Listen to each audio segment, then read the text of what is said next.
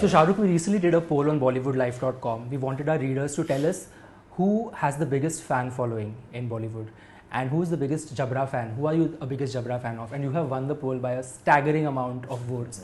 I know you get really embarrassed when you are asked these questions, but tell me, what do you make of this fandom? Does it still, when somebody tells you these statistics and you have so much of following on Twitter and people go crazy, you stand outside Mannat and wave at people and they come with a lot of love. What does this fandom mean to you?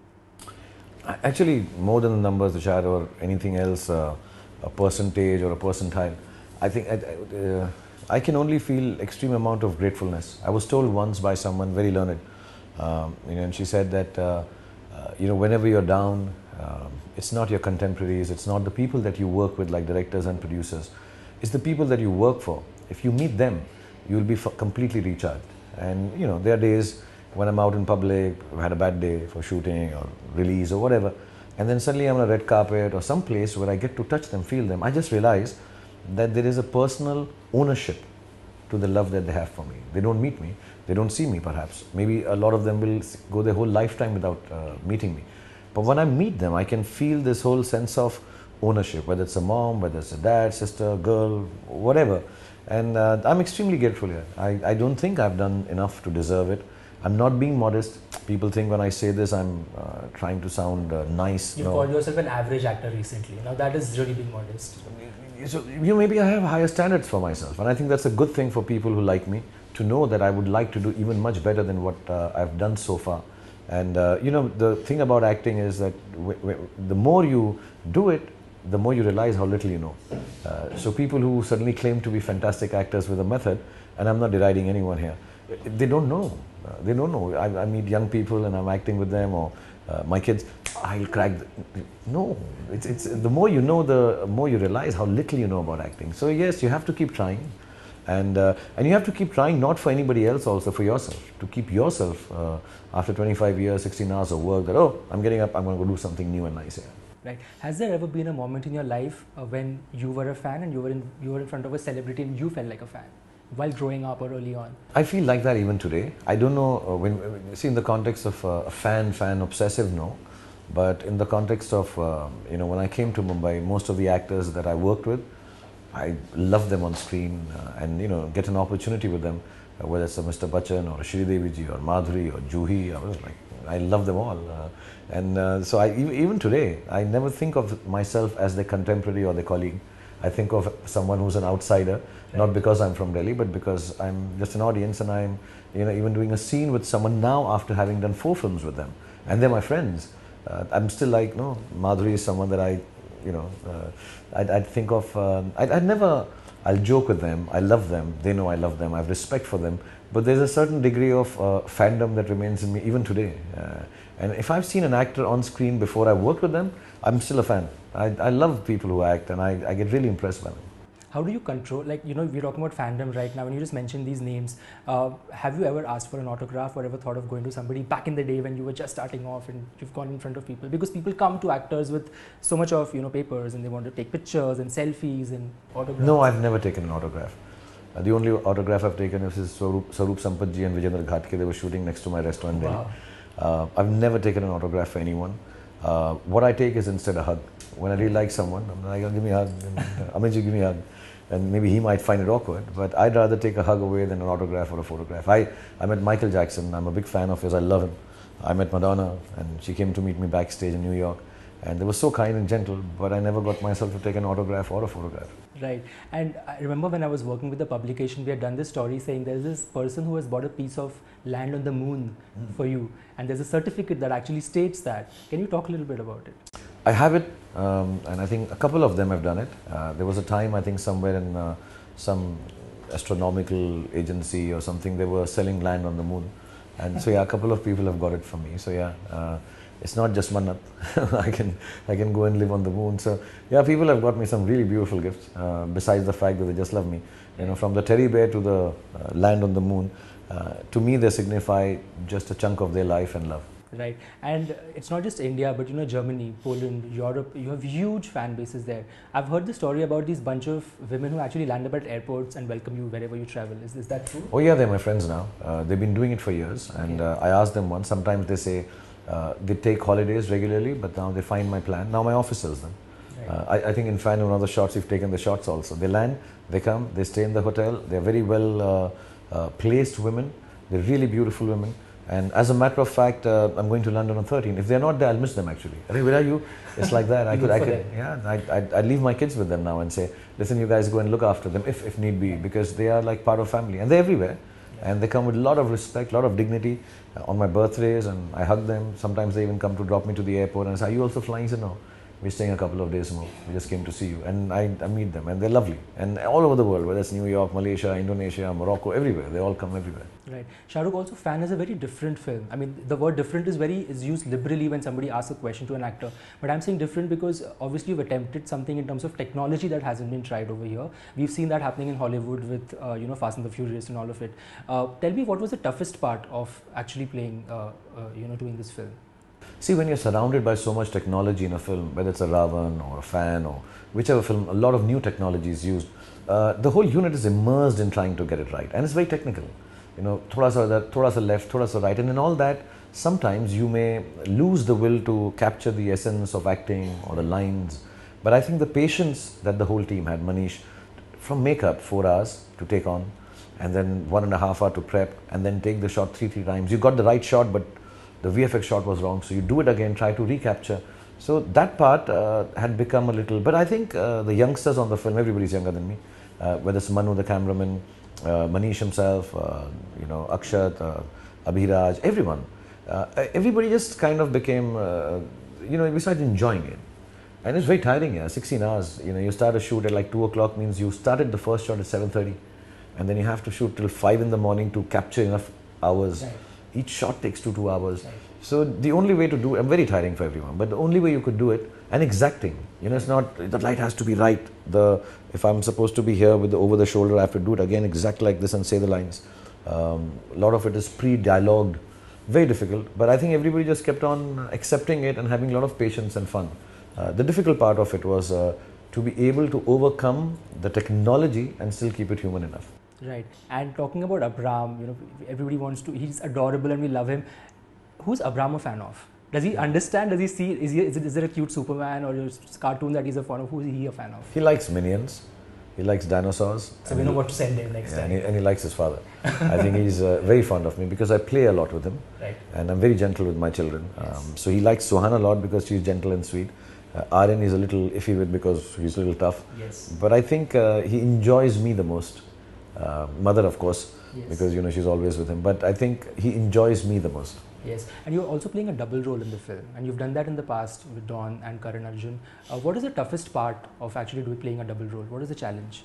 You're just talking to yourself, and especially in the scenes which you do together, you have to. I have a method of doing it. I don't know if everyone follows it or not.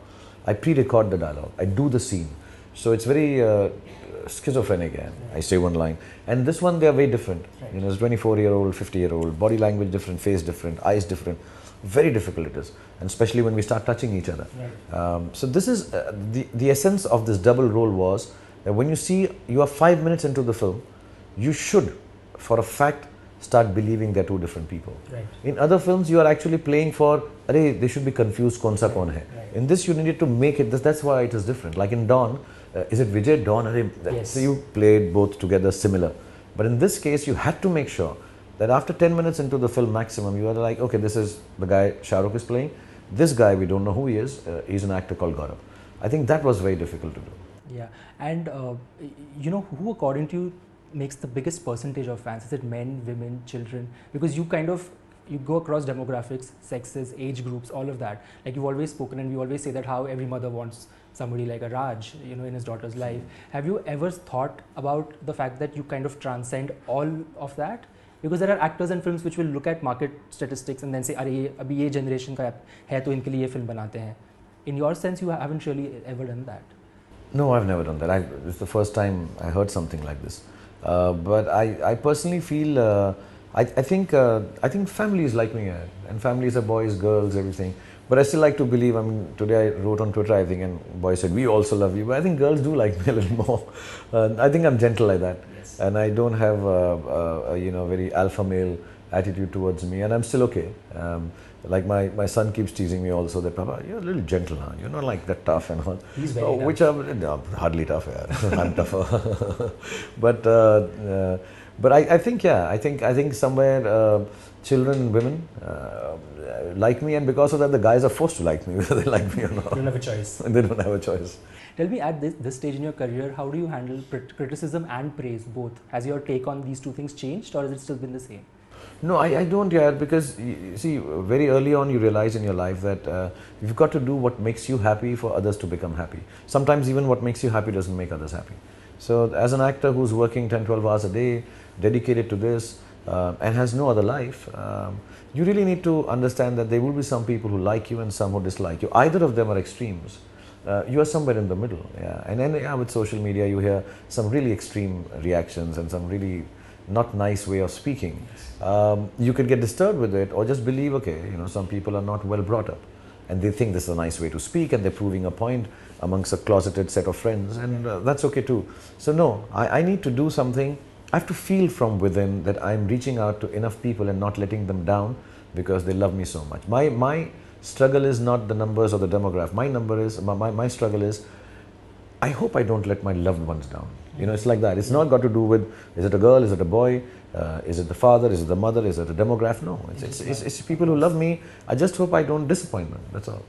You just spoke about social media. Do you think over the years fan worship has lessened because stars are more accessible now on Twitter? You could just favorite or retweet somebody's tweet, and that there's this whole connect across boundaries. Earlier it wasn't that. People would stand outside bungalows and film sets because they had to take a glimpse of someone. You think social media has played? They still do. I think, see, social media is just a voice, and you know, people can say what they want, but a live touch is a live touch. A live perception is a live perception. It's not something that you can just do by writing and talking and retweeting pictures. Yeah, it's good fun. You know, it makes you feel you're connected and you're doing stuff. But if it comes down to it, like if I'm talking about, suppose I'm talking about Ed Sheeran, I like to see him live singing a song, or you know, mixing the stuff that he does, or Diplo or Major Lazer. I like to see them. That's why live concerts are there and thousands of people land up. So it will never,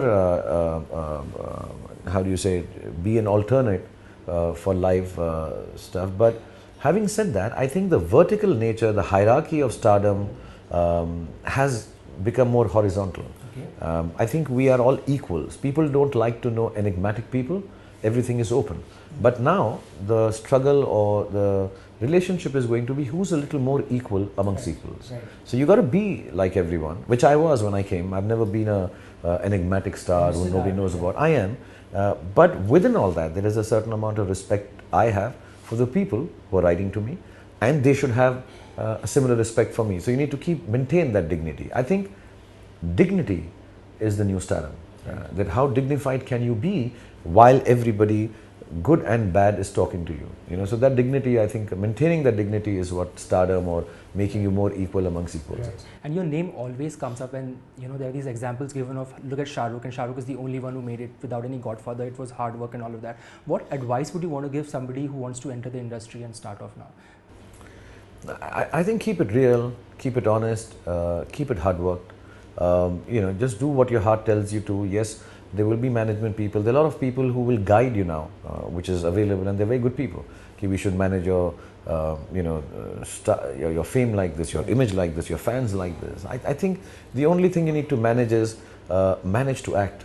If you want to be an actor, for a girl or a boy, that's the only thing you need to manage. And me having done for so many years, and I'm not, when I say I'm an average actor, the bottom line is that after working every day for so long, I still am not able to manage acting sometimes. It's a difficult profession, and that's the core. So continue doing that, work the hardest at that, and be positive here. You know, you got to think nicely about the process of making films. The result does not matter. You cannot be, I was just telling Adi and Manish, the setup, the core, the process is important. The payoff, the climax, the box office, the numbers are not important. And that's not your job. As an actor, that's not your job. Right. And finally, my last question is, what keeps Shah Rukh Khan ticking even now? Like, you're not somebody who only looks at technology. It's also you're so evolved, and you're kind of so in tune with what's happening around you. You know, Suhana's a huge Zayn Malik fan, and you met Zayn Malik, and that is the most retweeted picture in the history of Twitter. What is it that actually keeps you ticking when you get a script, or you want to always keep doing newer things, you want to challenge things, you want to push the envelope in terms of technology, subjects? What is it that still drives you, that you're so passionate about your work? See, I have to get up every morning and go on a set and be in front of a camera, and that can get boring. That can get similar every day. It's like a groundhog day that every day is the same day. Yeah. So you got to find excitement in that work within the parameters that I have as an actor or as a star. And sometimes you play the star, sometimes you play the hero type, sometimes you play a fan, and you got to keep on doing it. It's unfortunate I don't have enough hours in a day. I would do 5 different films. Yeah, I do 5 different films, you know, not just Dilwale. I'll pepper it with a Rais, and I'll do another one because because that's what keeps you ticking as an actor. I'm very prolific. I want to express a lot more than the chances I get at times. But of course, there's time constraints, and you can make a film in 100 days. Everybody very professional. You have to do one film at a time now. Right. And genuinely, the fact that I still feel I've not been able to tap the artist in me to the fullest, and unless I do that, I'll keep ticking. And the day I feel, yeah, okay, I've done this, and I'm really happy. I'm still not happy with myself, fortunately. I'm very fortunate. Change? Will you ever say that? No. No, I'm too dissatisfied as an artist to be happy with myself, and I'm fortunate it's like that. That's deep. That's a deep line. Lastly, what message do you have to all your fans who are watching you on BollywoodLife.com? Thank you very much, everyone on Bollywood Life who's watching this and you know, retweeting pictures of AbRam and Zayn Malik and everyone. You guys are cool. Stay cool. Be happy, and you know, just be happy and healthy, and enjoy your lives, and don't get carried away by being too cynical to people.